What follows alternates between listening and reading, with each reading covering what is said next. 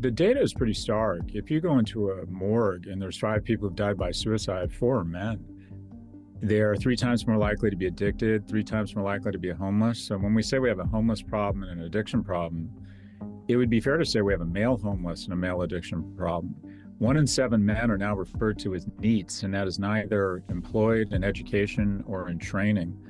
Only 1 in 3 men under the age of 30 is in a relationship, and 2 in 3 women under the age of 30 are in a relationship. And you think, well, that's mathematically impossible. It's not, because women are dating older because they want more economically and emotionally viable men. And the truth is, we could go on. That's the reality that young men are facing right now, and that probably doesn't even tell half the story. But I was inspired to make this video because I saw another clip that really, I think, cuts to the heart of why this is happening. Not just what's happening, but why. And there's a lot of young men in particular who are quite rightly sad about the fact that they feel like they don't belong to a culture. Yeah. They want to. What's your advice to them? Well, I think I'd want to say, you only think you don't belong because you don't remember. And you don't remember because you've been robbed by the last 2 generations who've just stopped remembering the long stories and the old stories. And in fact, story itself, I mean, I remember when I first heard the term postmodern, right? You know, the thing that postmodernism was most supposed to critique or do away with was the idea of what they call the meta-narrative. Yeah. So the big overarching story that makes sense of life that we're in. They say, no, there isn't. Then there's a suspicion of any kind of narrative and the death of the author. And then the suspicion is that that narrative is about power. And then the meta-narrative is that there is no meta-narrative, for which they didn't even argue. Yeah, exactly. Well, if you got Hobbit vibes from that guy, it's because he's pretty much the closest thing we have to a living Hobbit. He is a poet, an author. His name is Malcolm Guite. But I came across this clip where he says young men only feel like they don't belong because they don't remember. We don't remember the old meta-narrative, the story that gives you a sense of your place in the world and your purpose within it. But it's not just that we don't remember the old stories, it's that a new story has been told to young men. And the modern story being told to young men is that they are the problem, that masculinity has been toxic, that we live in a patriarchy, that men are responsible for ordering the world to their benefit. And the only thing that you can do really is lay that privilege down aside, create opportunities for women and for minorities or oppressed people, and use your privilege to serve them and elevate them. But there's not really any place for you. That's basically the story that's being told to young men today. So when Malcolm Guite here says that young men only feel like they don't belong because they don't remember the old stories, he's hearkening back to a time in which there was a meta-narrative, a different kind of backdrop, a different kind of story being told to young men that gave them a place in the world, that gave them a sense of purpose and a sense of direction. So what was that story that postmodernism displaced? How would a young man living in the Western world have made sense of his place in the world before postmodernism kind of displaced this meta-narrative? And I thought this was good, so I'll read it. In the modernist meta-narrative, a young man understood his place in the world as an active participant in the grand story of human progress.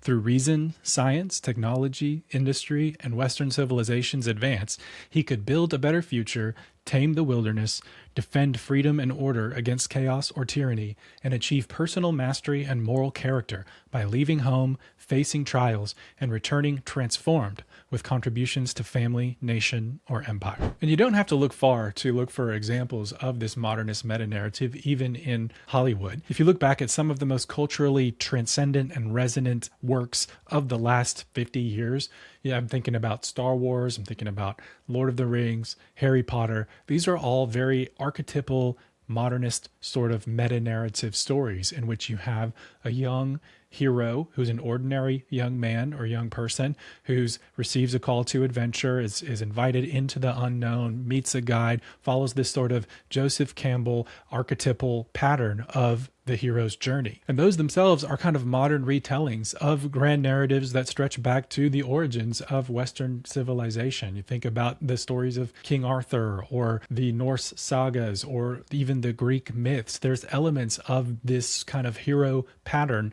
that stretches back as far back as civilization stretches back. And you can see how Geit points out that those old stories, if you forget those, or if you allow those to be displaced to where you can't recall, or you don't have that as a frame of reference in the world anymore as a young man, you feel untethered, you feel unmoored. And then meanwhile, the only messages that you're getting from society is about how you're privileged, exploitative, abusive, whatever. And obviously that's not a healthy message to be receiving. And in the absence of a meta narrative that men can latch onto to give them a pattern to follow in life that they can find fulfillment and meaning and purpose in, what do you think is going to happen in that vacuum? They're either going to be completely demoralized, where you kind of see the rise of this incel culture, or they're going to turn to other narratives that are being offered to them. And make no mistake, other narratives will be offered them, whether it's far right political activism or far left Antifa political activism, whether it's manosphere, toxic masculinity, exploitation of women, or the Looksmaxxing trend.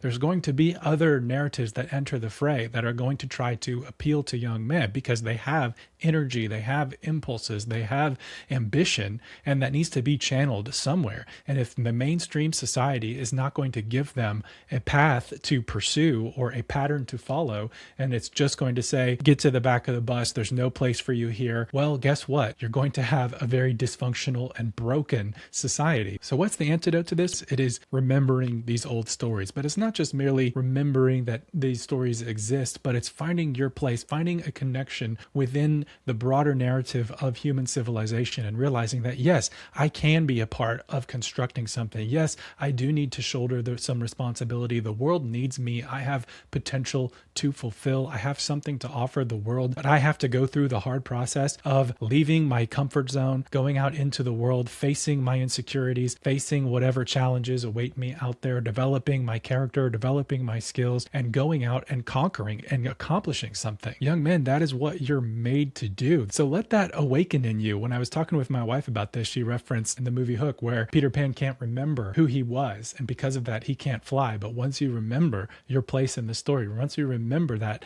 magic happens. But your belief in yourself, your belief in the fact that there is a world out there for me to conquer, that I do have a place in it, that I do have something to offer, that is so critical, because when you lose that belief, you lose yourself. And that's why we see the homelessness rates and the addiction rates and the incarceration rates so much higher among young men, because they've forgotten their place in this story. You know, I saw a tweet recently that basically said men would do better to read great stories of Western civilization than to read a bunch of self-help books. And I kind of agree with that. And look, it's not that reading Harry Potter or Lord of the Rings or watching Star Wars is going to magically fix all your problems. But in a way, immersing yourself in a world full of meaning and seeing and finding yourself and identifying with a pattern of finding who you are, going out into the world, facing the unknown and conquering and coming back and bringing something valuable to civilization, to your family, your community. And that's a better story to be immersed in than whatever the story that culture is pumping out at you, whatever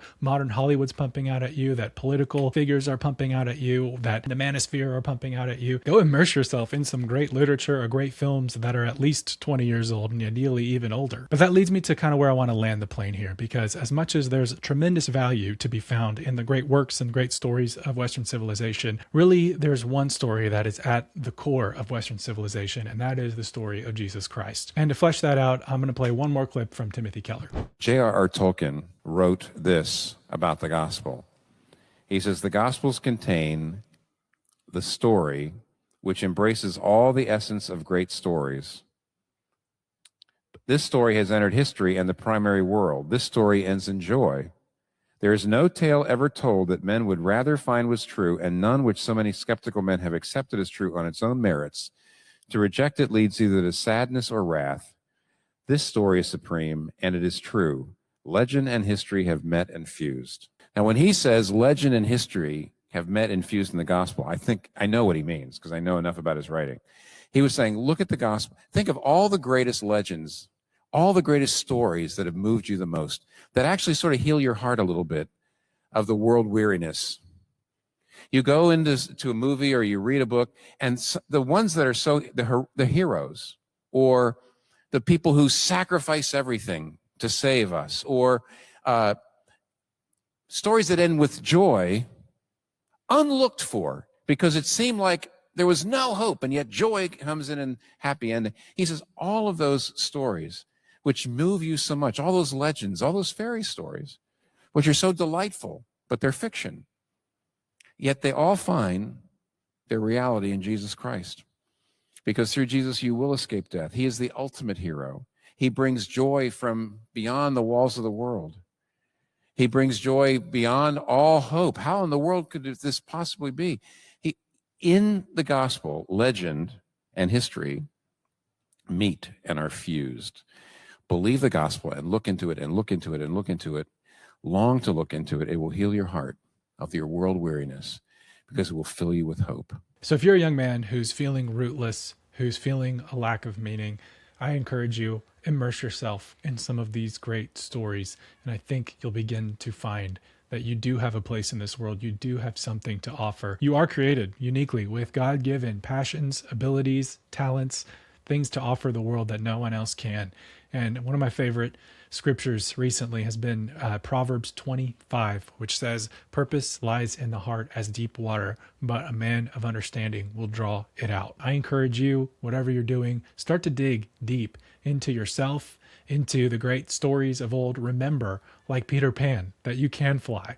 Remember that you do have a place in this world, that you should go out and make something of yourself. Don't believe the narrative that's being told that you have no place in it, that you need to apologize for being a man, that you need to apologize for existing. You have nothing to apologize for. You have nothing to be held back by. Don't let that narrative have power over you. Be empowered by a narrative that says you are made for something. You are made for greatness. So go out there, find out what it is, dig deep into that well of purpose and draw out what it is you're made for. What else are you going to do in life? Are we just going to lay down and wallow, or are we going to get up and take this opportunity, seize life by the horns, and make something of yourself? And as you dig down into that well, as you immerse yourself in these great stories, immerse yourself in the greatest story of all, that of Jesus Christ. If there's anyone to pattern your life after, if there's anyone to understand what it means to leave comfort, to go out to pursue a meaningful mission, to go out and confront evil, confront the darkness of the world, fight it, face it fearlessly, and come back and bring the rewards of that pursuit, of that purposeful life back to the rest of civilization, is Jesus Christ. And you should pattern your life after him. And those are my final thoughts. Thank you guys for watching, and I'll see you next time.